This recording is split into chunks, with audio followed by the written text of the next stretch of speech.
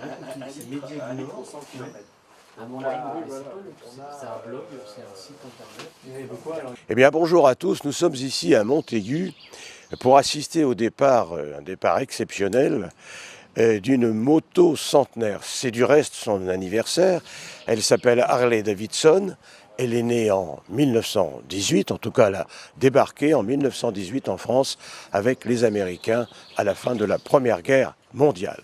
Alors avec nous, Christophe de Goulaine et Pierre Lauvergeat qui vont dès maintenant s'embarquer pour les États-Unis d'Amérique et pour un périple de 3 mois au bout duquel, bien entendu, nous espérons les revoir en France, c'est-à-dire vers le mois de septembre. Alors, Pierre Lauvergeat, c'est à vous d'abord que je m'adresse.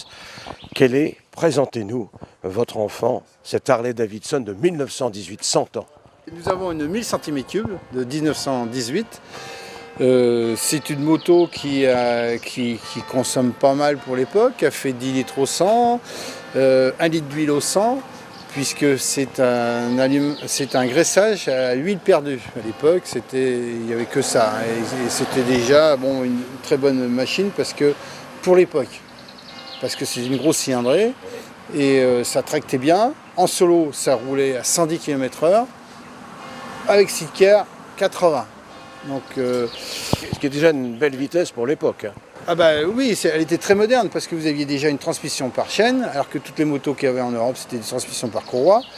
Vous aviez donc ça, c'est une semi-cubutée en bicylindre, donc pas beaucoup à part en compétition en Europe, en France, il y a eu pas mal mais pas vraiment commercialisé. D'abord, ça coûtait cher et puis après, c'est que c'était poussé, quoi. Alors c'est quand même une machine qui était prévue pour service civil. Pas pour faire de la compétition. Donc, qu'est-ce qu'il y a à dire de plus? C'est très agréable à rouler là-dessus.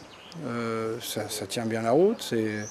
Les pneus à talons, évidemment, ils sont gonflés à 4 kg parce que il n'y avait pas de tringle, il n'y avait pas de ferraille dans les pneus à l'époque. C'est les pneus à talons, c'est du caoutchouc qui rentre dans la jante. Et lorsqu'on gonfle, ça tient le pneu. Donc, 4 kg. Des bouts de bois. Ce qui était quand même pas mal pour l'époque, vous aviez quand même une suspension, très rare, en série comme ça, des suspensions. Petite suspension, mais enfin quand même suspension, parce que ça fait mal au bras. Hein. Alors autrement, le sidecar, c'était un sidecar rallongé, qui a été rallongé parce que il y a un petit bout de plus, parce qu'ils se sont servis pour la guerre, pour transporter du courrier ou du matériel, donc ils avaient peut-être besoin de plus de place. Ce qu'on peut dire peut-être également, c'est que tout est d'origine sur cette moto et ce sidecar. Là, c'est une moto carrément que j'ai eu, on peut dire, en pièces détachées. Ouais. Non seulement en pièces détachées, mais boulon par boulon, qu'il a fallu tout retrouiller parce que tout était en vrac. Et donc, il a fait tout retrier, tout mettre bien pour prendre les meilleures pièces. Combien de temps pour restaurer cette moto? 9 mois.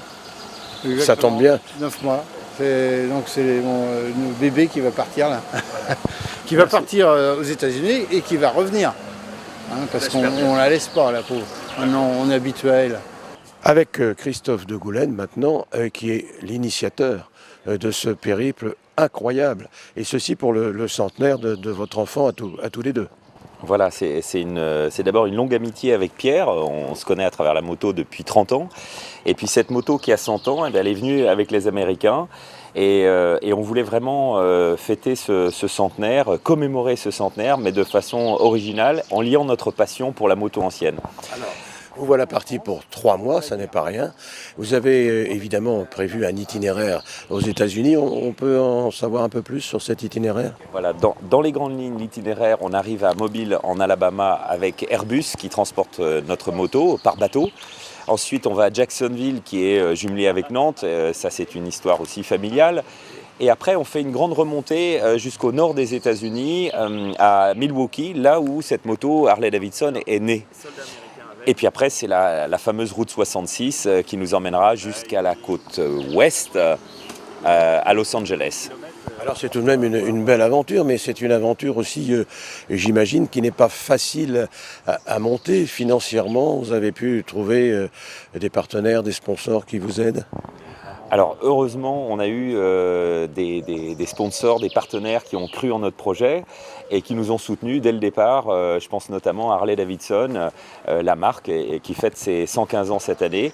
Et, le groupe DAFI, la région Pays de Loire aussi, voilà. Et puis plein de petits sponsors, des gens qui ont mis un petit billet pour qu'on puisse faire ce rêve. Voilà. Donc vous ne craignez plus personne en Harley-Davidson, j'imagine, comme disait Brigitte. Oui, mais nous, j'espère que... Brigitte Bardot, je précise. Bardot, non, c'est une légende, ces motos Harley-Davidson, ça a fait rêver, nous, ça nous a fait rêver quand on était gamin. Et puis aujourd'hui, on a envie de partager aussi ce rêve et puis vivre tout simplement une belle aventure, une belle amitié avec Pierre. Et puis revenir dans 3 mois avec plein d'images, plein de souvenirs, plein de choses à raconter. Voilà. Eh bien écoutez, on vous souhaite évidemment un excellent voyage avec cette centenaire qui va vous accompagner tout au long de votre périple.